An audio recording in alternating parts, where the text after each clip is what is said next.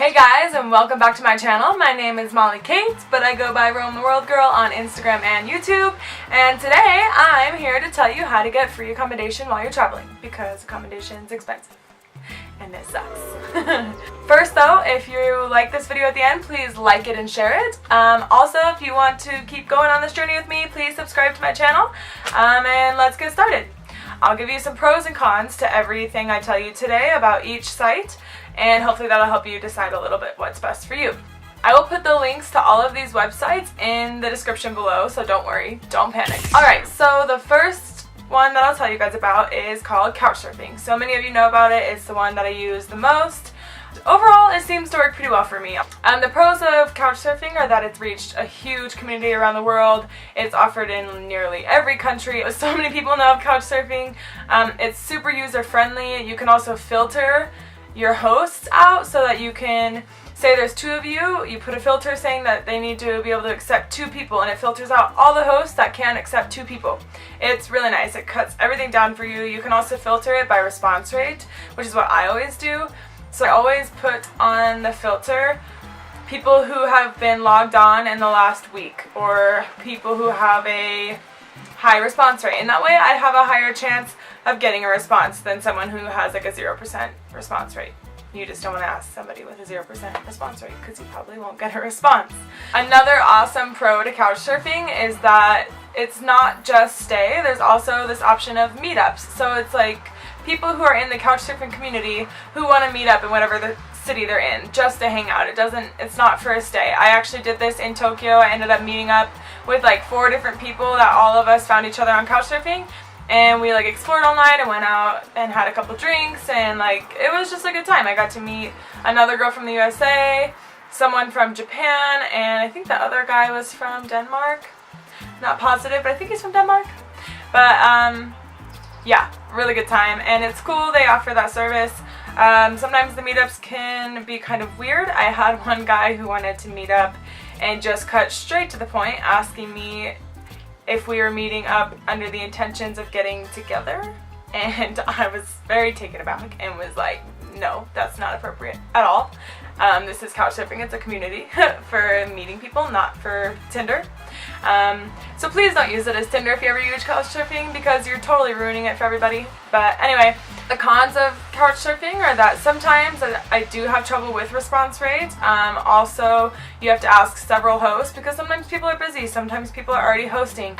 In Tokyo, I really struggled to find a host. I had to message like at least 7 before I'd get even 1 responding, and Tokyo is a pretty big hub for Couchsurfing, so sometimes you get really lucky and it's really easy, sometimes it's really hard.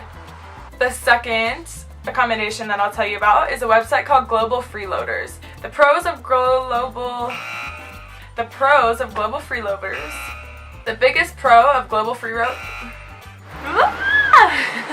The biggest pro of global freeloaders is that you send out one large mass request. So on Couchsurfing, you send out personal requests to every single host. You have to send a specific special request to each host. On Global Freeloaders, you send out one big request and it goes to every single host. There's pros to that because it saves you a ton of time, but the cons are that you don't get this like personal message with like the personal touches. So that could be a hit or miss. It could be good or bad. One of the cons with the website is that it's extremely old. The website's like really outdated and kind of ugly, and it's not that user friendly. Also, the community is a little bit small on Global Freeloaders, and sometimes it can be really hard to find somebody who can host you. The third one that I'll tell you guys about is called Hospitality Club. The biggest pro of a Hospitality Club is that the community seems to be extremely engaged in you. They seem to even outreach to you to offer somewhere to stay if they know you're traveling in that area. So when you do get a response rate, it seems like they're extra friendly, and they're really interested in having you, which feels nice. As a traveler, you're like, oh, like it's nice that someone cares about me when I have nowhere to stay. One of the cons though is that it's also a really small community and sometimes can be very hard to get response rates. And the other con is that the website is also extremely out to date. I don't know why these people aren't updating their websites, but they should, because it's free accommodation and it totally hooks like all travelers. They could have so much business. But anyway, number 4 is a website called Staydu. I've never used Staydu. Pros with Staydu, from what I understand, I've read up a lot on it. There's a wide variety of what you can do on the website. So not only is it just stays for free. It offers you places you can stay for free, places you can volunteer, and places where you can also pay minimal fees to stay. So it kind of gives you like the best of all these choices, whereas Couchsurfing is really just free accommodation, and so are the other ones. This one's nice because it gives you all the options if you can't get the free one. The cons are that it's a very small community, and you also cannot filter your host. So like I said, on Couchsurfing you can filter your host to allow pets, to allow a certain amount of people, to be a boy or a girl, all of these things. On Staydu you cannot filter anything, and that's frustrating. That would really help if you could. The other con of Staydu is that there's member privileges where they like want you to be more active. The purpose of it is to create a more active community and like get the ball rolling and traffic on the site. But sometimes it's really frustrating that you need to like have member privileges before you can really like be successful on a free accommodation website. The final free accommodation I'll tell you about is house sitting. So you would never think to offer house sitting in another country, but it's actually brilliant. I haven't tried it. I just actually saw it on another blog and was like, oh my god, why didn't I not think of that? Because here in America people are like, hey, will you house sit? And you're like, yeah, okay, I'll hang on. And they're like, oh, you can have the beer in my fridge. And you're like, yes, I'll take you up on that. But house sitting in another country, I mean, as long as you're respectful, you follow their rules, and you put in a little bit of work, you know, watering their plants, taking care of their pets, maybe something like that, you have free accommodation and even sometimes a whole house to yourself. So that's pretty cool. You kind of get this like local way of living, and you probably get to stay in places where you normally wouldn't, in areas that you normally wouldn't. So that's pretty cool. The cons are that you are in an area where you might not be around a lot of tourists or hostels or something like that. But if you are looking to have a couple responsibilities for some free accommodation, you should check it out. Now I'm going to give you guys a couple options on how to get cheap accommodation. My favorite for cheap accommodation, and what I almost always do if I can't do Couchsurfing, is staying in hostels. So hostels are awesome. Like, the pros of hostels are that they're cheap. It's like $10 to $30 a night for a bed in a dorm. Sometimes you can get a private room if you're in a cheap country for like 15 bucks a night, and it's super cool. Like, I love hostels because they often have this really cool feel. They've got good Wi-Fi. Well, okay, I don't know if I'd say they have good Wi-Fi, but most of them have Wi-Fi. Sometimes they have free breakfast, which also might not be good breakfast, but if you're broke and you're traveling, any breakfast that's free is okay. And you know, you get to meet this cool community of travelers and a lot of people who know tips on maybe what you want to know and where you're going, and people who have done it before you, and even people you can meet who you keep traveling with along the way. That happened with me, where I met someone at a hostel and we ended up traveling together for like a week or so. We ended up meeting up like twice within the country, and that's happened to me like more than once. That happened in Vietnam. When I was in India, the same thing. Like, I've made so many of my awesome friends through hostels. I love them. They're so much fun. There are some cons to hostels, one of them including a lack of privacy. So you're often staying in a dorm of anywhere from 4 beds, 6, 8, 10, 12, 16, sometimes 24 beds in one room. It's nuts. Like in Japan, I stayed in an 18-bed dorm, and there was like 3 people snoring and someone talking in their sleep, and like lights on and off, and people eating, and like you can hear plastic bags and wrappers, and people packing at 5 in the morning because they're about to leave. So there's definitely like a lack of privacy, but if you can put in your earplugs and like eye patches on, you're good. Like, earplugs are key, by the way, for all traveling. Bring some earplugs. It's the best. Like, just the best. Yeah, hostels are kick-ass. And there's an awesome website called Hostelworld. I'll put the link in below.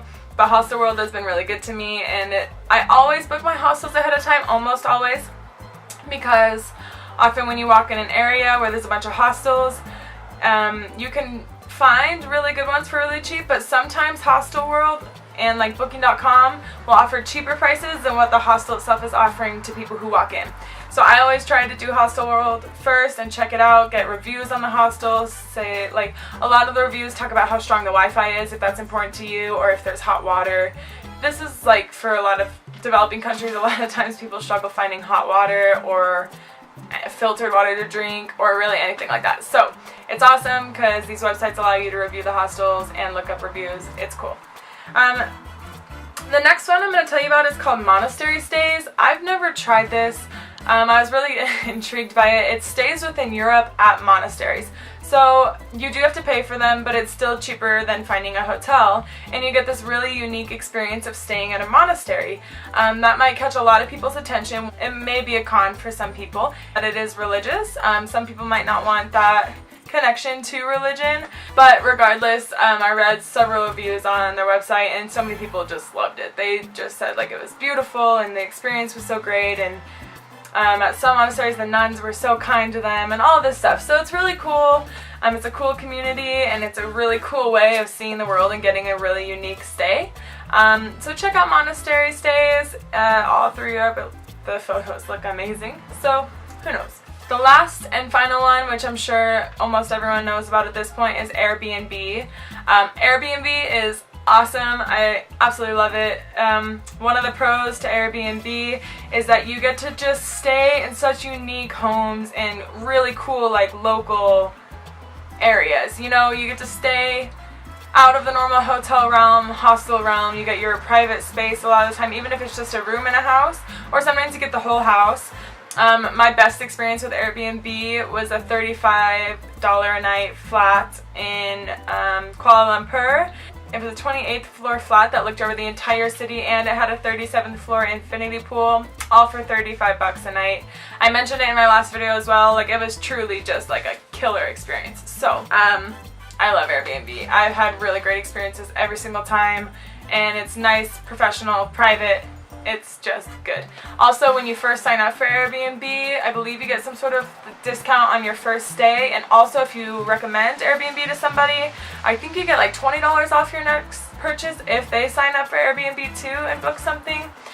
So it's cool because you can get a little bit of discounts that way as well. Some of the cons to Airbnb is that it does cost money if you're looking for free accommodation. Also, there's cleaning fees often, so you might pay like $16 or something for like a cleaning fee, or like $6. It depends on like how fancy they are and stuff, and what country you're in. But it depends on if you're willing to pay for like the fees and be really... Some Airbnbs have rules, you know, and if you're staying in someone's home, then there's going to be rules, obviously. And especially if they're there as well, you might not have your own private space, but it's just a really cool way to experience everything. Anyway, I have a couple other tips on how you can get free accommodation through working off of websites like Woofing or Workaway, but that's for next week. So you gotta be patient, and you'll get all the best information. So next Friday I'll have the video out for how to work while you're gone and get free accommodation that way, and even maybe get paid to work.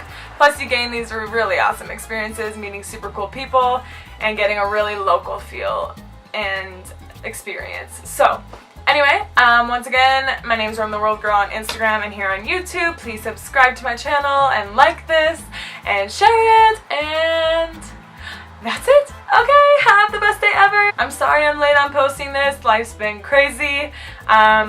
There's a lot of things coming up, and I think it's going to be kind of exciting. So stay tuned. See you Friday.